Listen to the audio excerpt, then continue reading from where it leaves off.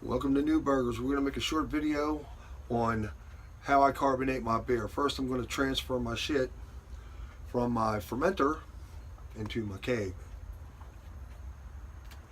Hopefully this won't be a long video. Let me put this cigarette out here. Last thing you want is some cigarette ashes up in your shit. So, here we go. A quick, easy way that I do my thing, okay? One day I'm going to be too old to pull 5 gallons out of this. Okay. Alright. There we go. Make sure everything's clean and sanitized. Now this has been cold crashed for 2 days at 34 degrees. I usually let it go for 3, but tomorrow night I will be packing my clothes and I'm going to Atlantic City as soon as I get off half a day tomorrow at work. Thursday. So sanitize this, blah, blah, blah. Already got my hose for my transfer sitting in star sand. First thing I want to do is this. Get out of the way. I want to drain off some of this in case it's got a little yeasties up in it.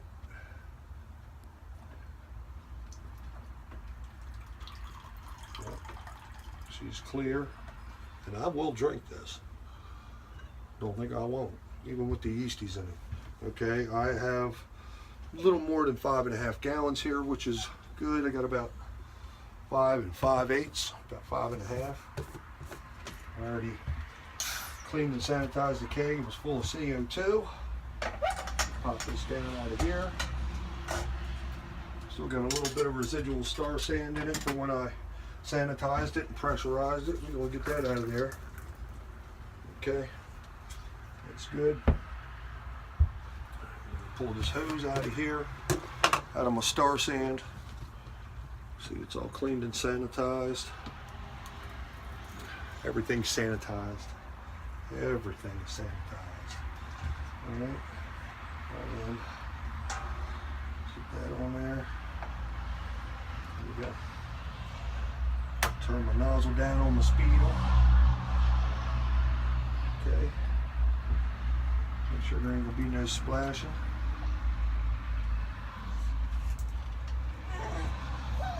You shush it. Roxy's in the brew house with Daddy, so. There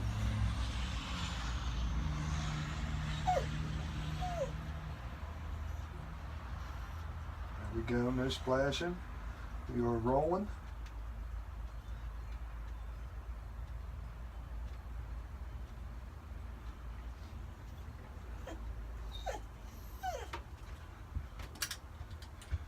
Make sure the lid's clean and sanitized.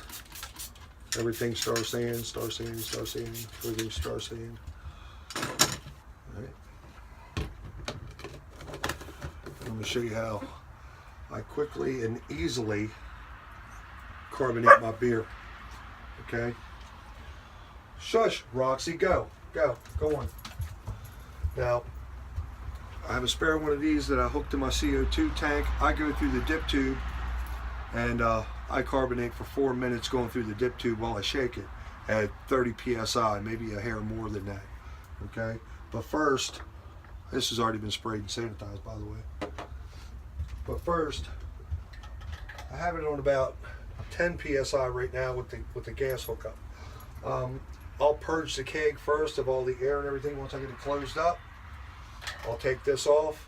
I'll put the beer out.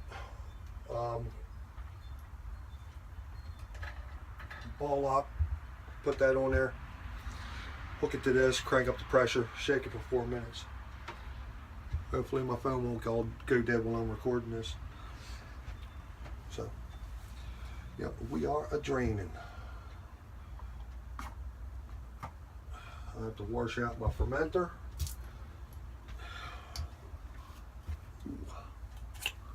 Yep. I love my speedle, I really do. Easy cleanup. Lots of room to get in there and scrub it. Oh yeah, everything dropped out of that. This could be a nice clear beer. I done made this amber ale once before. Everybody liked it, so I made it again. Came out at 6.5. So, yep. I'll clean out my fermenter because not next weekend, but weekend after next, we will be brewing a Vienna lager. I decided on a Vienna lager, but I'm not going to lager it. I'm going to throw 05 up in it. I will cold crash it, and it will be in a keg for probably 2 to 3 weeks before I even tap into that. So technically it'll be lagered. It just won't be fermented with the bottom fermenting yeast. But I do have 4 packs of S23. I might get hairy and throw them in there, because I've read that even after the Best Buy date on it, it's still good to 2 years after that. So I got 4 packs. It calls for 2 packs when you lager a beer. So I might throw all 4 up in the Vienna lager and see how it turns out.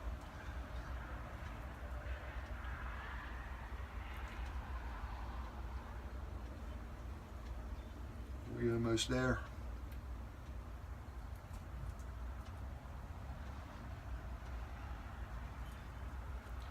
I don't want it to suck no air. That's why I'm getting all the beer out of it I can.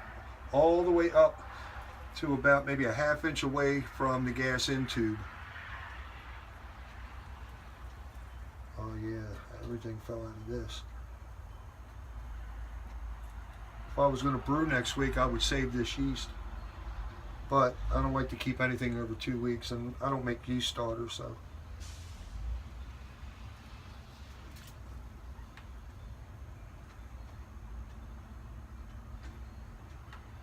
And we are there.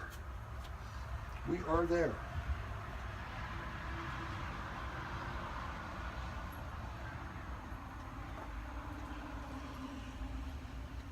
See, that didn't take long. Never really does. Now, I'm going to get this on, because I'm going to make my beer bulletproof in a minute. Okay. We're going to purge it with some CO2, get the air out of it. Okay.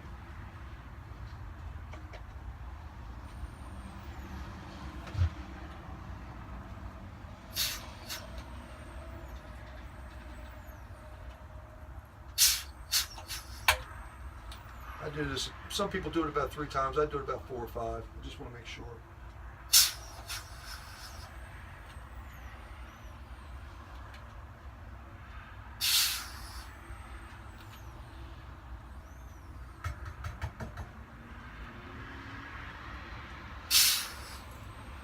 One more time.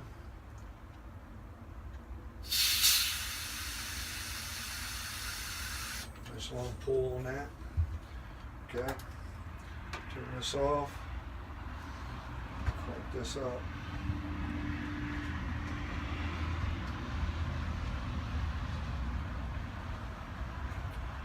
Before I change out the nozzle on it.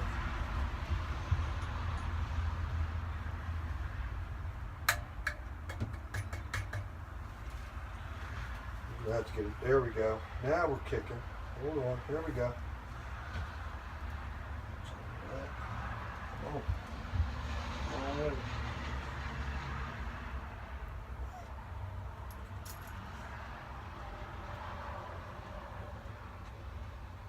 Okay, I'm at 30 psi. Turn this off. Where's my wrench? Where's my wrenchy wrench? Oh no! See that? I'm prepared. There's my wrench. Need that. Switch out all locks.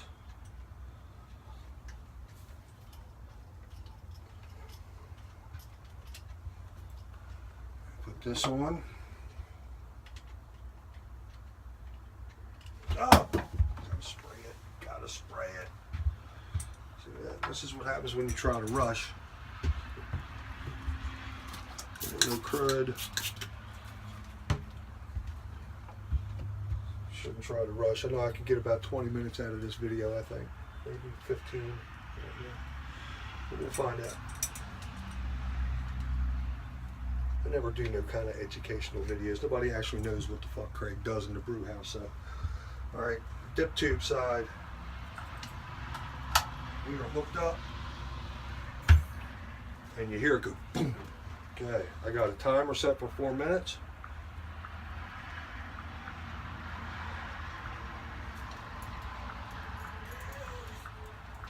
Shut up, Rocks. And now we shake for 4 minutes. There we go.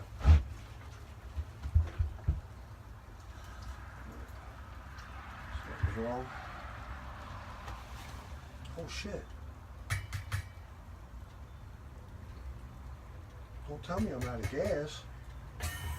Oh no. Now we're cooking. Forgot to turn the gas on. There we go. Third. Shut up, Rocks. Go. Now, I'll get good CO2 absorption because this beer is cold. It's at 34 degrees. And you ain't got to go crazy. But I'm doing this for 4 minutes.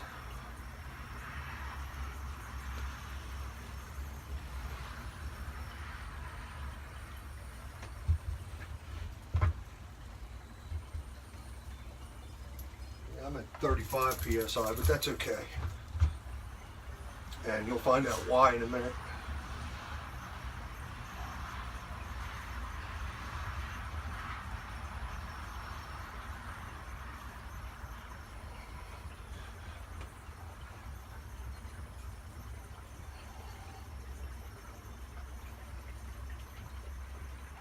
I almost got nervous. I didn't turn my gas on and the needle ran empty. I was like, there's no way I could be out of gas. But I got another 20-pound bottle over here.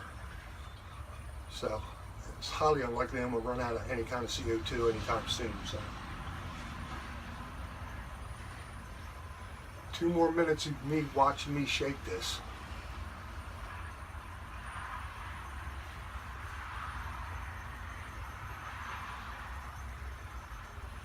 And you can hear it bubbling in there.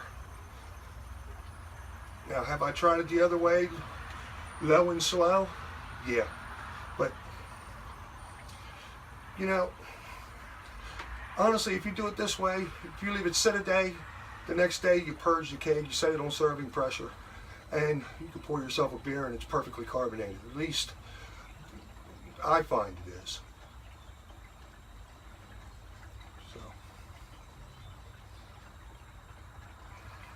Some people put it on the floor and roll it.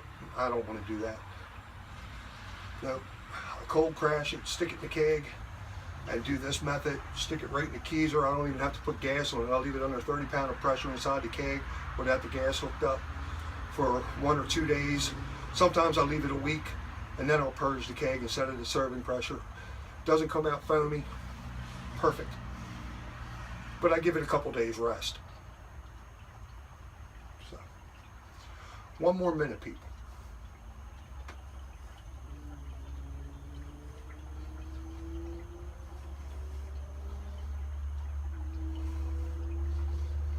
And you might see me pull a glass, I don't know, next weekend. I don't know, maybe. I still got alt beer left. So. But I do just about all my beers this way.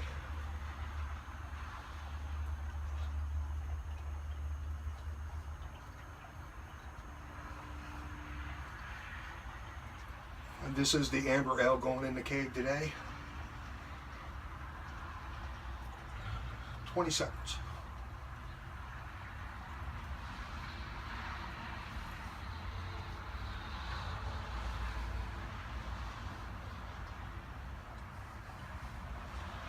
And you'll hear the alarm go off any second now.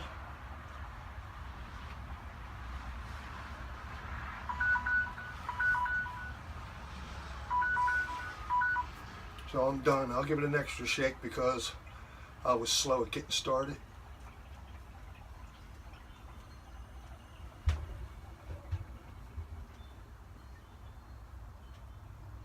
And stop bubbling. And there you are. Turn this off, turn that off. There it is. Well, watch me go. There we go. This is how we roll. Right next to the other keg. Beer's carbonated.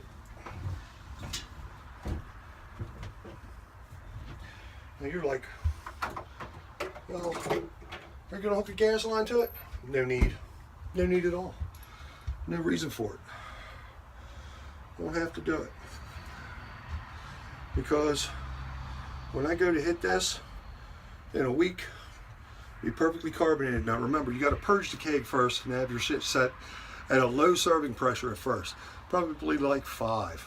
You want to pour it out real slow because it's going to have a nice big head on it. So, yeah, that's what I got. Just a nice quick short video coming to you from New Burgers. Remember, get it in you. You can do homebrew, and have a great week.